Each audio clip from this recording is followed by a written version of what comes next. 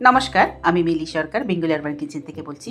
আমার ইউটিউব ফ্যামিলির সকল দর্শক বন্ধুরা কাছে দূরে যেখানে যে আছেন সবাইকে অনেক অনেক প্রীতি ও শুভেচ্ছা জানিয়ে শুরু করছি আজকে আমার রেসিপি। আজকে আমি বানাচ্ছি বাচ্চাদের পছন্দের এগ বার্গার। তার জন্য এখানে আমি দুটো বার্গার নিয়ে নিয়েছি, যেটাকে আমি মাঝখান দিয়ে এভাবে করে কেটে নিচ্ছি। সামনেই আসছে চিলড্রেন্স ডে, সেই দিনের জন্য বাচ্চাদের জন্য আমি স্পেশালি আজকে এই এগ বার্গারটা বানিয়েছি। বাচ্চারা এটা খেতে ভীষণ পছন্দ করে, এটা স্ন্যাক্সের তো ভীষণই ভালো, আর এটা বাচ্চারা টিফিনে নিতেও খুব পছন্দ করে। প্রথমে আমি বার্গার দুটোকে এইভাবে করে কেটে নিচ্ছি।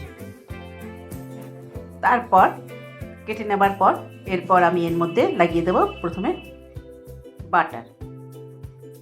বাটার লাগিয়ে বার্গারগুলোকে একটু সেঁকে নেব। আজকে আমার বানানো এই এগ বার্গারের রেসিপিটা আশা করি আপনি স্কিপ না করে সম্পূর্ণ দেখবেন। দেখে যদি ভালো লাগে তাহলে অবশ্যই ফ্যামিলি আর ফ্রেন্ডদের সঙ্গে শেয়ার করতে ভুলবেন না। আপনি যদি আমার পুরনো বন্ধু হয়ে থাকেন তাহলে জানাবো অনেক অনেক ধন্যবাদ। আর আপনি যদি এখনও আমার চ্যানেলটাকে সাবস্ক্রাইব না করে থাকেন, প্লিজ আমার চ্যানেলটাকে সাবস্ক্রাইব করে আমার পাশে থাকবেন। বাটার লাগানো বার্গারগুলোকে এবার একটু গরম প্যানের মধ্যে নিয়ে একটু সেঁকে নিচ্ছি এইভাবে করে। আজকে আমি দুটো বার্গার বানাচ্ছি, সেই জন্য 4 স্লাইস বার্গার এইভাবে হয়েছে। সেটাকে আমি এইভাবে করে একটুখানি সেঁকে নেব। প্রথমে 2 স্লাইস বার্গারকে সেঁকে নিয়েছি, তারপরে আবারও 2 স্লাইস বার্গারকে আমি সেঁকে নিলাম। এবার বার্গারে ইউজ করার জন্য নিয়ে নিয়েছি টমেটো আর পেঁয়াজ। এই টমেটো আর পেঁয়াজ এটাকে আমি ধুয়ে ফ্রিজে রেখেছিলাম, তারপরে এটাকে স্লাইস করে নিচ্ছি। ফ্রিজে রাখলে এর যে ক্রাঞ্চনেসটা সেটা পাওয়া যায় বার্গারে, সেই জন্য কাটার পরে হোক কাটার আগে হোক পেঁয়াজ আর টমেটো ফ্রিজে রেখে তারপরে ইউজ করলে সেটা বেশ ক্রাঞ্চি হয়। এইভাবে করে পেঁয়াজ আর টমেটো দুটোই আমি কেটে নিচ্ছি। পেঁয়াজ আর টমেটো কেটে নেওয়ার পর এবার আমি দুটো বাটি নিয়ে নিয়েছি। এই বাটির মধ্যে প্রথমে দিয়ে দিচ্ছি কিছুটা করে সাদা তেল। এরপর তেলটাকে চারদিকে ছড়িয়ে নেব, যাতে আমি যে পোস্টটা বানাবো সেটা এর মধ্যে দেব আর তাড়াতাড়ি পোস্টটা এর থেকে বার করা যায়। সেই জন্য খুব ভালো করে তেলটাকে এইভাবে ছড়িয়ে দিচ্ছি। তারপর এর মধ্যে ভেঙে নেব ডিম। দুটো পোস্ট তৈরি হবে দুটো বার্গারের জন্য, দুটো ডিম আমি এর মধ্যে ভেঙে দিয়ে দিচ্ছি।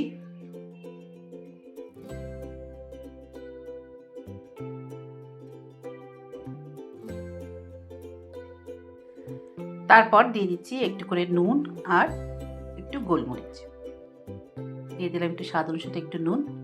এরপর দিয়ে দেবো গোলমরিচ ক্রাশ করে এর মধ্যে দিয়ে দেবো।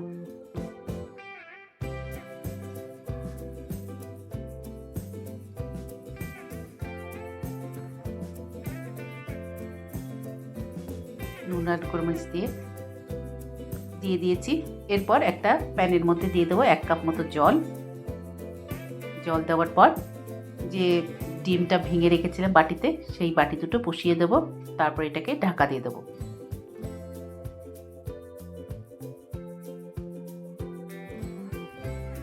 আঁচটা কম করে 2-3 মিনিট এটাকে কুক হতে দেবো। মিনিট 3 পর দেখুন ঢাকাটা সরিয়ে নিচ্ছি। ডিম পোস্ট রেডি।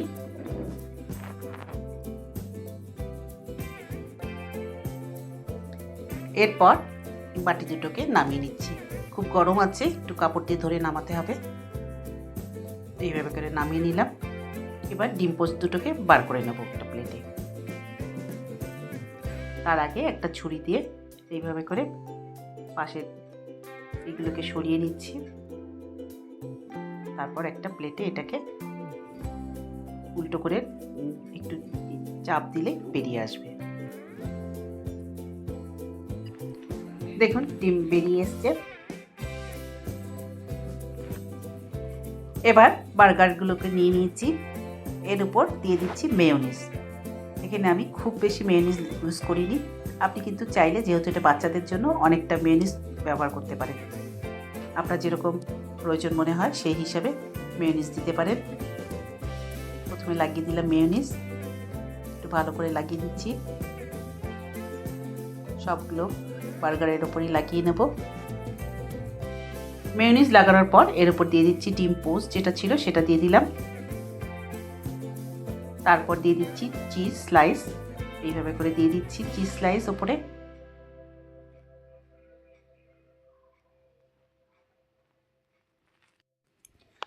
দুটো বার্গারের ওপরই চিজ স্লাইস দিয়ে দেবো। তারপর এর ওপর দিয়ে দেবো পেঁয়াজ আর টমেটো যেগুলো গোল গোল করে কেটেছিলাম সেটা।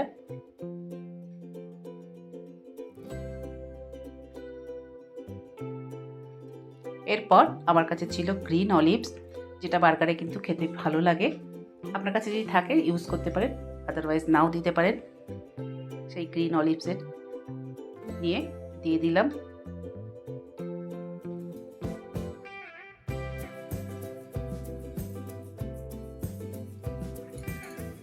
দু চার টুকরো সেই গ্রিন অলিভস দেওয়ার পর এবার আমি ওপর থেকে আর এক টুকরো যে ব্রেড আছে সেটা দিয়ে দেবো।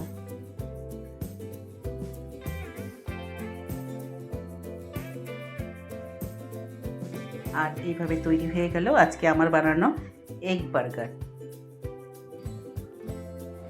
এটা বাচ্চাদের ভীষণ ফেভারিট একটা ডিশ। আজকে আমার বানানো এই এগ বার্গারের রেসিপিটা আশা করি আপনাদের পছন্দ হয়েছে। যদি পছন্দ হয়ে থাকে তাহলে অবশ্যই লাইক করবেন, শেয়ার করবেন আর সাবস্ক্রাইব করে আমার পাশে থাকবেন।